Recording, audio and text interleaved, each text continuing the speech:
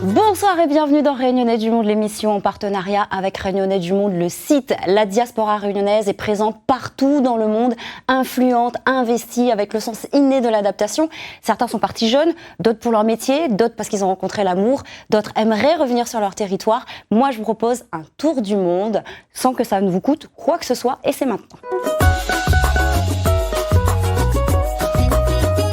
Comment ça va, Charlie ? Même, tranquille, ça va, il fait beau, il fait chaud, on est au top. Oui, on va pas partir trop loin, on va partir sur en Afrique, juste à côté. Il traverse le canal du Mozambique, Madagascar, et c'est bon, on y est, quoi. Non, on est là. Donc, quel âge on est là ? Qu'est-ce qu'on fait comme métier ou ça sur la Réunion ? Alors, bon, ça fait longtemps que je ne parle pas trop créole, donc on va faire un petit peu français, un petit mix un peu créole, français, de temps en temps un petit peu d'arabe. Bon. Donc, moi, je viens de Saint-André, la Réunion dans l'Est. 39 ans cette année, si tout se passe bien, Inch'Allah. Et mon métier, en fait, je suis responsable d'un centre de plongée et aussi moniteur de plongée. En fait, je fais les deux en même temps, je mixe les deux. Autant je suis en mer que dans les bureaux aussi, je fais tout. La plongée, ouais. C'est arrivé comment dans ta vie ? Là aussi, c'est extraordinaire, ce que tu nous as fait partager comme image, les téléspectateurs, voilà. Donc ça, en fait, tu as assisté à ce spectacle et tu assistes régulièrement d'ailleurs à ce genre de spectacle. On est où ? Dans quelle mer ? Nous, on est en mer Rouge, donc on est sur la mer Rouge, donc le gouvernorat de la mer Rouge avec l'Égypte. Et nous, c'est vrai que notre site, le site de plongée où on est, Safaga, il faut savoir que l'Égypte, en fait, on a toute la côte, en fait, avec tout le gouvernorat de la mer Rouge, donc Marsa Alam, Sharm el-Sheikh, en fait, tous des grands sites, des grandes stations balnéaires sont remplis de bateaux, remplis d'hôtels, etc. Nous, on a une petite station balnéaire et donc on a quand même la chance d'avoir beaucoup d'espèces de passage comme du dauphin. On va avoir en juillet-août du requin-baleine. Là, par exemple, c'est dans une petite épave sur une croisière que j'ai faite en mer Rouge, on en fait aussi, où là, c'est une petite épave avec ce qu'on appelle des glassfish. Donc, avec la lumière, c'est vraiment, ça fait un effet un peu bizarre, un peu d'espace, un peu de alien, ça dépend comment on peut voir ça, mais c'est vraiment magique, en fait. Et nous, on a beaucoup de chance ici sur Safaga.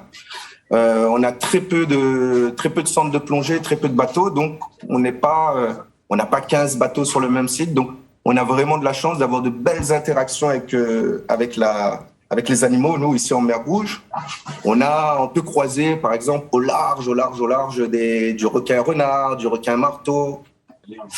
Voilà, c'est un peu les spécimens qu'on peut croiser sur nos croisières, par exemple en mer Rouge. C'est exactement le type de spécimen qu'on peut avoir la chance de croiser. Coucou, comment ça va ? Salut, ça va bien et toi ? Super, la connexion est bonne, le son est bon, malgré les milliers de kilomètres qui nous séparent. Pour ceux qui ne te connaissent pas, est-ce que tu peux te présenter, nous dire d'où tu viens à La Réunion, quel âge tu as, est-ce que tu fais comme métier ou comme étude ? Moi, c'est Alexandra Youssine, j'ai 22 ans et je viens de La Possession.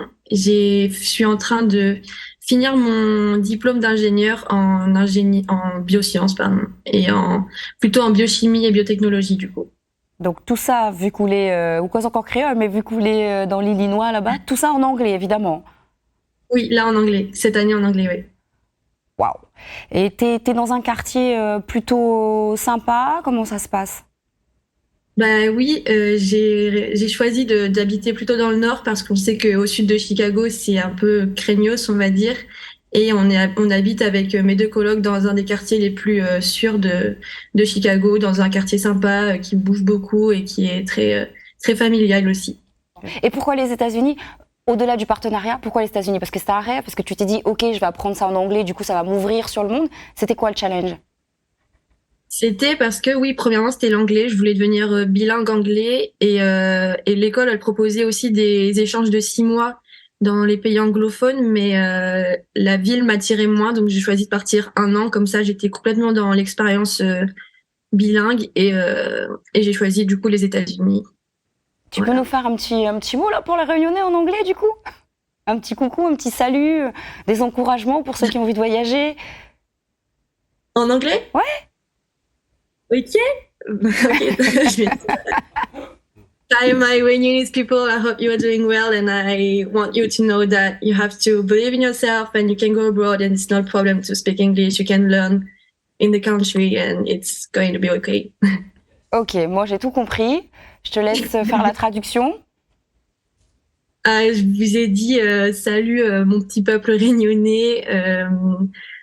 N'hésitez pas à partir à l'étranger. L'anglais c'est pas un problème et vous allez vous en sortir.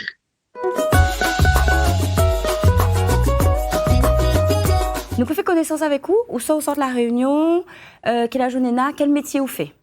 Donc moi, je suis née à Saint-Denis, j'ai grandi à Saint-Pierre, à l'île de la Réunion. Ensuite, j'ai passé plusieurs années à Saint-André, où ma famille habite toujours d'ailleurs. Et ça fait 14 ans que je suis à l'île Maurice, où j'évolue dans le secteur de la communication, puisque je suis consultante en relations publiques. On a des éléments de toi sur la plage, en train de ramasser les déchets, je crois. Exactement. Tu sais, hier, je suis partie à un TEDx, les formules TED, là, les conférences TED, qui te permettent en fait d'avoir des témoignages poignants de personnes. Et notamment, il y avait un jeune sur scène et qui expliquait que sa génération à lui, en tant que millennials, sa génération à lui, en fait, ils sont dans le fait que la planète est vraiment en danger. C'est devenu une urgence. Là, je suis avec mon ami Rami et sa fille. On était parti en fait faire une opération de ce qu'on appelle en anglais clean-up, c'est-à-dire que on va ramasser les déchets. Donc, si tu veux, ce jeune homme-là, pour revenir à ce qu'il disait hier, ce jeune homme, il était en train de dire que notre génération à nous, on annonçait au futur, la planète va être en danger, il faut faire attention, on tire la sonnette d'alarme. Aujourd'hui, c'est une réalité. Là, c'était Wakashio. Sans doute mon côté journaliste et puis mon côté engagé. Enfin, j'aime bien faire du travail social. Donc, j'ai pas hésité quand ils ont construit en fait ces espèces de baluchons pour stopper la pollution et tout ce qui se dégageait du Wakashio. Donc, je suis partie, c'est pas très loin de chez moi, à 30 minutes de route. Donc, je suis partie en fait aider à construire ces gros baluchons. Donc, tu sais, quand tu t'engages comme ça. Moi, ce qui m'intéresse tout particulièrement, en fait, auquel je suis plus sensible, c'est bien évidemment la protection de l'environnement et l'éducation. L'éducation, parce que je trouve que moi, j'ai eu de la chance de faire des études supérieures, mais quand on donne les outils, c'est pas de l'assistanat, c'est donner des outils à quelqu'un pour que cette personne prenne son destin en main. Comment ça va? Comment on dit comment ça va d'ailleurs en roumain? Ce faci? Ce faci, Melissa? Bine, bine. Ah, il est pas mauvais, mais je trouve qu'il ressemble plus à l'italien. Oh, mais non. Oui, il ressemble un petit peu à l'italien, en effet. Après, il ne cause pas italien, mais mon chéri dit à moi tout le temps, il ressemble à l'italien. Ah bah tu vois, sans savoir, là, au niveau des sonorités. Est-ce qu'on peut faire connaissance avec toi? Quel âge tu as? Ce que tu fais comme métier? Alors oui, j'ai 28 ans, je vais sur mes 29 ans maintenant. Je suis basée donc à Londres et maintenant en Roumanie et du coup, j'ai créé ma propre entreprise de consulting dans la blockchain et les crypto-monnaies. Tu as atterri dans cet univers de la crypto-monnaie, des blockchains, tout ça. Comment? Alors, comme je racontais ça à des camarades il y a quelques jours, en fait, souvent dans la vie, tu sais, tu fais des études, mais tu sais pas où est-ce que tu vas atterrir, tu sais pas où est-ce que tu vas déboucher, dans quel domaine, etc. Et puis, du coup, moi, c'était plutôt au hasard. Donc, avec mon chéri, on avait décidé de déménager à Londres. Et le premier job que j'avais trouvé, c'était vraiment un travail classique qui me passionnait pas plus que ça, mais c'était alimentaire et puis ça permettait de s'installer à Londres. Et puis finalement, au hasard, je rencontre quelqu'un dans le métro qui est originaire de Suisse et qui me dit, bah écoute, passe à mon bureau, je suis dans le quartier des finances à Canary Wharf, donc à Londres. Et puis peut-être qu'il y aurait un poste qui correspondrait à ton profil. Alors au début, moi je trouvais ça En tant que venant de métropole, là, pour le coup, avant d'avoir déménagé à Londres, je trouvais ça un peu bizarre.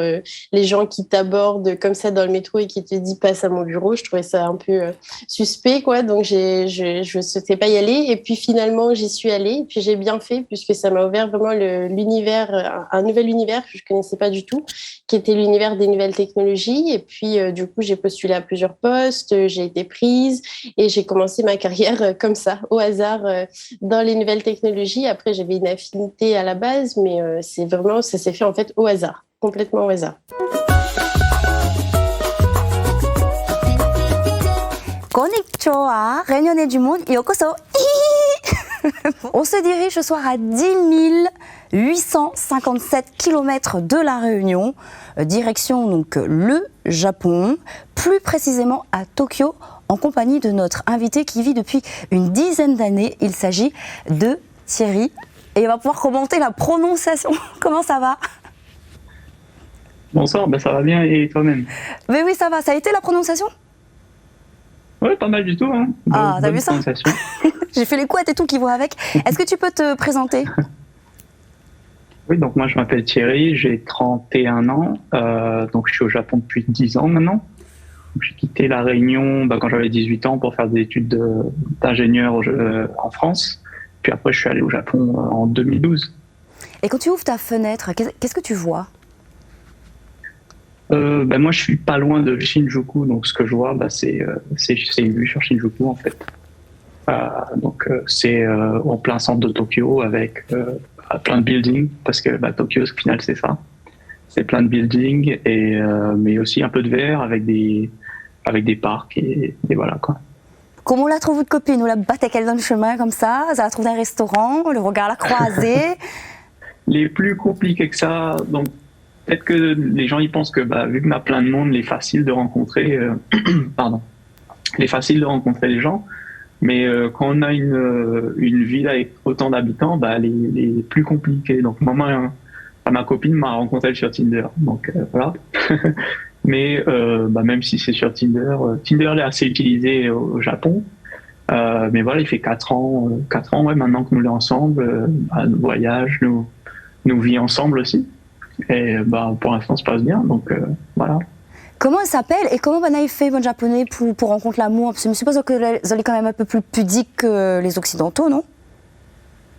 Oui, alors, donc son nom c'est Sarina. Et oui, on a pas mal de façons de rencontrer des personnes pour se marier au Japon. Ce que tu appelles les gokon. Donc, c'est des endroits des événements où, en gros, les personnes ils viennent pour rencontrer les autres pour marier. Donc, ils sont là pour rencontrer la personne avec qui ils vont passer leur vie ensemble. Donc, c'est par exemple... 5 hommes et 5 femmes que va venir dans une soirée et Zod va essayer de parler avec les différentes personnes et trouver un partenaire comme ça. C'était notre dernier rendez-vous pour cette saison, mais j'espère que parmi les destinations qu'on vous a proposées, vous avez eu la révélation de la destination des vacances. Et que vous aussi, peut-être, vous serez un Réunionnais du monde. En tout cas, passez d'excellentes vacances et on se retrouve très prochainement. Ciao.